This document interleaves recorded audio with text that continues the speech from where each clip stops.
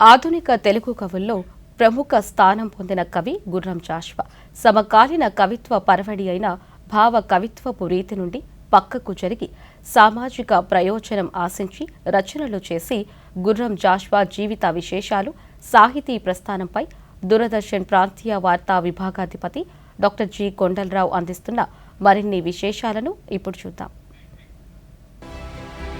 మాటలనే ఆయుధాలుగా, భావాలను అక్షరాలుగా పేర్చి కవిత్వ రూపంలో సమాజంలో వ్రేళ్లూనుకుపోయిన కుల మతాలపై తన పాళి జులిపించాడు.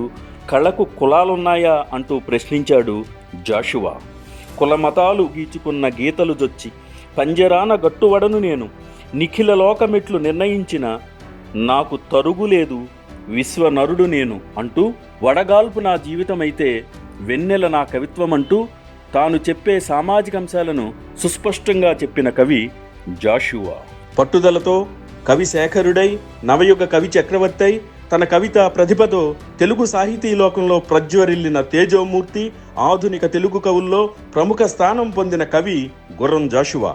సమకాలీన కవిత్వ వరవడిగా గల భావకవిత్వపు రీతి నుండి కాస్తంత పక్కకు జరిగి సామాజిక ప్రయోజనం ఆశించి రచనలు చేశారాయన.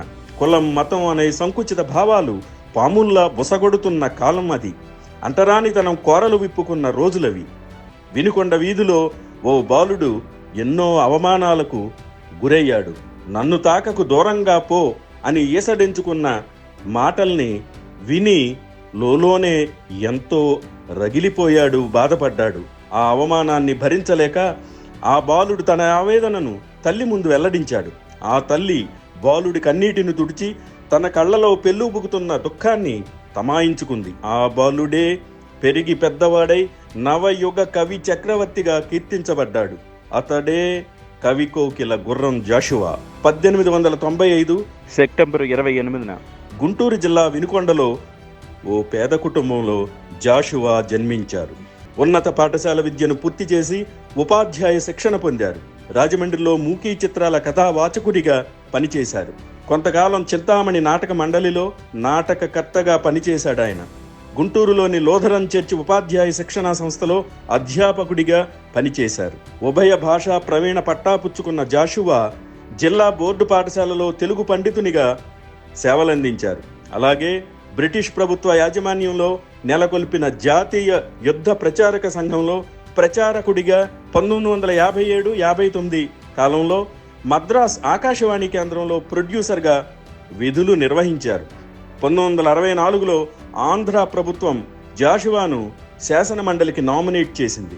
ఆధునిక తెలుగు కవుల్లో ప్రముఖ స్థానం పొందిన గుర్రం జాషువా సమకాలీన కవిత్వ వరవడి అయిన భావకవిత్వాన్ని విడనాడి సామాజిక ప్రయోజనం ఆశించి రచనలు చేశారు. నిమ్న కులంలో జన్మించాడనే కారణంతో అనేక అవమానాలను ఎదుర్కొన్నారు. అయితే కవిత్వాన్ని ఆయుధంగా చేసుకుని మూఢాచారాలపై తిరగబడ్డారు జాషువా. చిన్నతనం నుంచి జాషువాలో సృజనాత్మక శక్తి ఉండేది. బొమ్మలు గీయటం, పాటలు పాడటం చేసేవారాయన. బాల్య స్నేహితుడు, రచయిత అయిన దీపాల పిచ్చయ్య శాస్త్రి సహచర్యంతో ఆయనకు కవిత్వంపై మక్కువ కలిగింది. జూపూడి హనుమత్ శాస్త్రి వద్ద మేఘ సందేశం, రఘువంశం, కుమార సంభవం నేర్చుకున్నారు. జాషువా 36 గ్రంథాలు, మరెన్నో కవితా ఖండికలు రాశారు. వాటిలో గబ్బిలం సర్వోత్తమమైంది. ఇది కాళిదాసు విరచిత మేఘ సందేశం తరహాలో కొనసాగుతుంది. అయితే ఇందులో సందేశాన్ని పంపించేది యక్షుడు కాదు, ఒక నిమ్న కులానికి చెందిన కథానాయకుడు. తన గోడును కాశీ విశ్వనాథునికి చేరవేయమని గబ్బిలంతో సందేశం పంపడమే దీని కథా సారాంశం. మరో ప్రధాన రచన ఫిరదౌసి. పర్షియన్ చక్రవర్తి ఆస్థానంలో ఉన్న కవి ఫిరదౌసి. అతనికి మాటకు ఒక బంగారు నాణెం ఇస్తానని రాజు చెప్పగా ఆ కవి 10 సంవత్సరాలు శ్రమించి మహాకావ్యాన్ని రాశారు. చివరకు అసూయపరుల మాటలు విని రాజు తన మాటను తప్పుతాడు.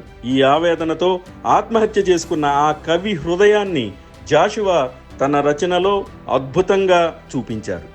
రుక్మిణీ కళ్యాణం, చిదానంద ప్రభాతం, కోకిల, ఆంధ్ర భోజుడు, కాంతిసీకుడు, క్రీస్తు చరిత్ర లాంటి అనేక రచనలను చేశారు ఆయన. ఆంధ్ర విశ్వవిద్యాలయం కళా ప్రపూర్ణతో సత్కరించి గౌరవించింది. క్రీస్తు చరిత్రకు 1964లో కేంద్ర సాహిత్య అకాడమీ అవార్డు లభించింది.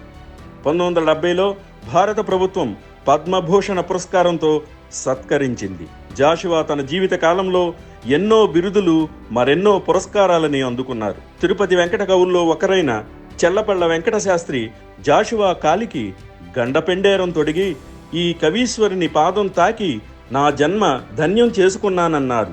ఇదే జాషువా తనకు లభించిన అత్యుత్తమ పురస్కారంగా భావించారు. కవితా విశారద, కవి కోకిల, కవి దిగ్గజ, నవయుగ కవి చక్రవర్తి, మధుర శ్రీనాథ కవి సామ్రాట్గా ప్రసిద్ధుడయ్యారు ఆయన. 1971 జూలై 24వ తేదీన 75 ఏళ్ల వయసులో జాషువా తుదిశ్వాస విడిచారు. ఆయన స్మృత్యర్థం జాషువా ఫౌండేషన్ ద్వారా భారతీయ భాషల్లో మానవ విలువలతో కూడిన రచనలు చేసిన సాహిత్యకారులకు జాషువా సాహిత్య పురస్కారాన్ని అందజేస్తున్నారు.